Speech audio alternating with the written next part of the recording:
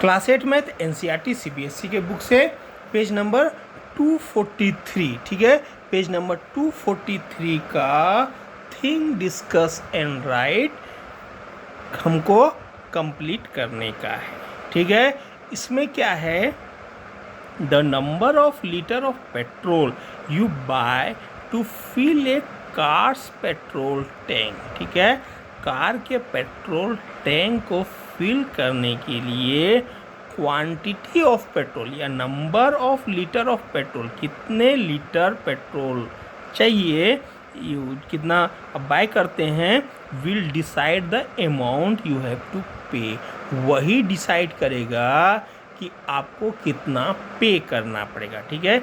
जितना quantity of petrol आप लेंगे कार के पेट्रोल टैंक में, अब जितने क्वांटिटी, जितने number of litre of petrol डलवाएंगे, ठीक है, जितने लीटर आपने डलवाया उसके हिसाब से उसका क्या होगा, प्राइस होगा, उसका अमाउंट होगा।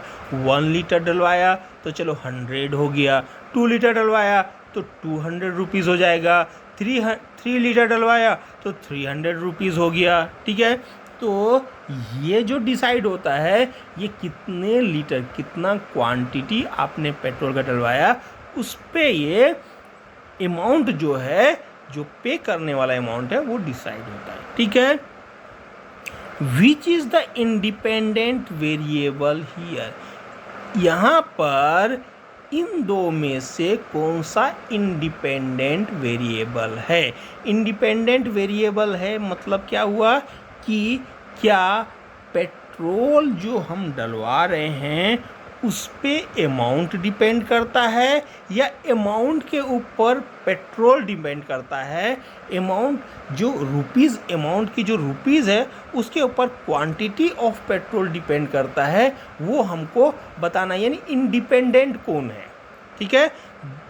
इंडिपेंडेंट है यानी उसके ऊपर ही दूसरा डिपेंडेंट हो, ठीक है। इंडिपेंडेंट वो हुआ जिसके ऊपर दूसरा डिपेंडेंट हो, ठीक है।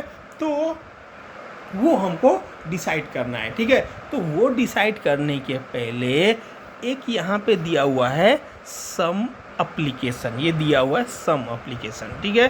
तो सबसे पहले मैं इसका आंसर ही आपको मैं बता देता हूँ, ताकि जिसको छोटा में ही समझ जाना है तो वो इतने में समझ जाए, बाद में फिर ये एप्लीकेशन में इसके साथ ही समझा दूंगा, ठीक है। तो एक्चुअल में क्या है कि number of litre of petrol जो है या क्वांटिटी ऑफ पेट्रोल जो है, वही इंडिपेंडेंट वेरिएबल यहाँ पे, ठीक है।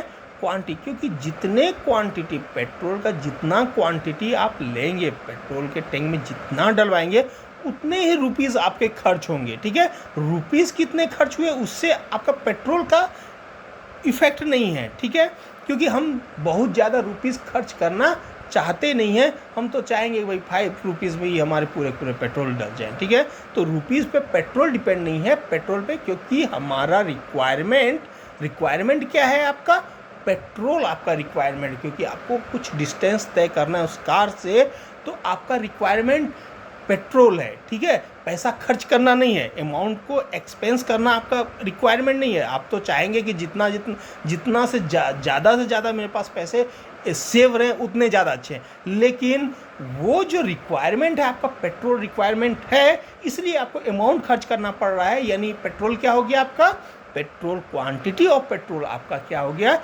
इंडिपेंडेंट हो गया, क्योंकि उसके वजह से आप अमाउंट खर्च कर रहे हैं, ठीक है। नहीं तो आप पूरे के पूरे अमाउंट आप बचा के रख लेते। तो रिक्वायरमेंट जो होता है वही इंडिपेंडेंट होता है।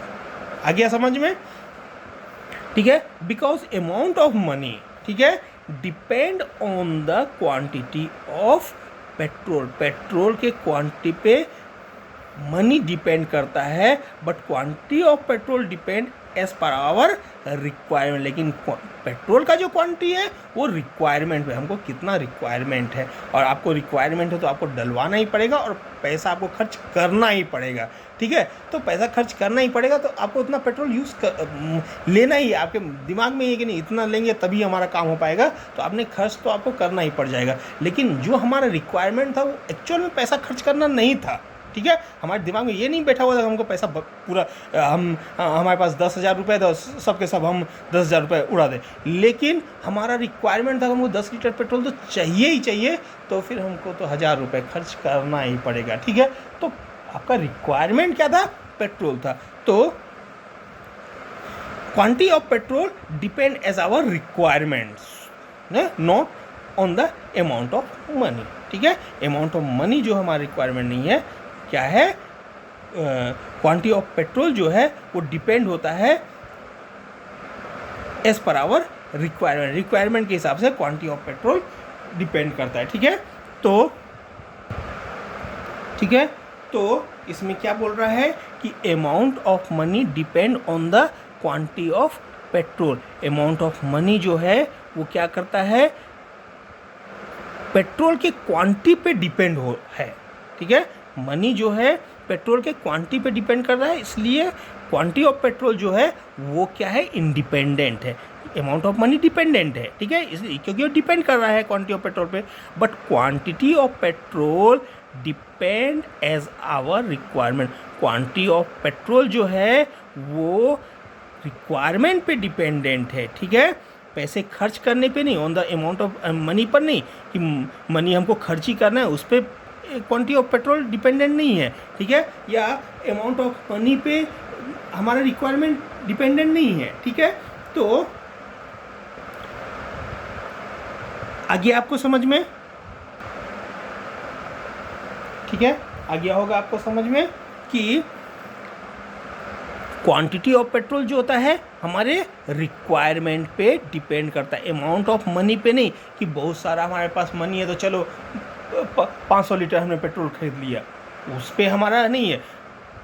क्वांटिटी ऑफ पेट्रोल जो है हमारे रिक्वायरमेंट डिपेंड करता है, इसलिए ये पूरी तरह से क्या है, इंडिपेंडेंट है। ठीक है, अमाउंट ऑफ मनी पे ये डिपेंडेंट नहीं है कि बहुत ज़्यादा हमारे पास मनी है तो यदि हम ऐसा बोलेंगे कि amount of money depend on the quantity of petrol, तो वो हमारा बिल्कुल गलत होगा, क्योंकि बहुत ज़्यादा यदि हमारे पास मनी है तो निश्चित है हम फूड पे या किसी और पे खर्च करेंगे, पेट्रोल पे खर्च करने का कोई मतलब नहीं है। लेकिन ये हमारा क्वांटिटी ऑफ पेट्रोल जो है वो हमारा रिक्वायरमेंट है, वो हमको खर्च एक्सपेंस करना ही पड़ेगा।